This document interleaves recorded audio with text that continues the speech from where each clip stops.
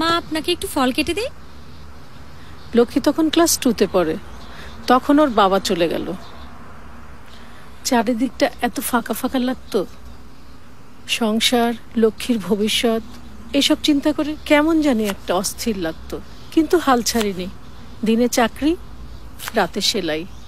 লক্ষ্মী ঠিক নামের মতোই লক্ষ্মী ছিল। প্রাইমারিতে বৃত্তি পেল, ক্লাস 8-এ বৃত্তি পেল, এসএসসি, এইচএসসি সবগুলিতে ভালো রেজাল্ট করে ভার্সিটিতে, আর ভার্সিটি পাশ করে একটা ভালো চাকরি, আর তারপর মিষ্টি একটা বউ। মা আপনি কিন্তু আজকে সারাদিনে কিচ্ছু খাননি। সুমনকে আমি লক্ষ্মী সোনা বলে ডাকতাম, আর কবে যে লক্ষ্মী সোনা থেকে লক্ষ্মী হয়ে গেল নিজেই তা টের পাইনি। তোমরা শাশুড়ি আর বউ মিলে কি কথা বলছো? তোমাকে কেন বলবো লক্ষ্মী সোনা? আচ্ছা তাই নাকি? আদর করে মাতার সন্তানকে কত নামেই না ডাকেন। এই ভ্যালেন্টাইন্সে মোজো প্রেজেন্টস অন্তর্ডাক প্রতিযোগিতায় অংশগ্রহণ করে তোমার মা তোমাকে আদর করে কি নামে ডাকে আর কেন ডাকে কমেন্ট করে জানিয়ে দাও, আর জিতে নাও মায়ের জন্য আকর্ষণীয় gift hamper. Valentine's is on, অন্তর ইজ অন।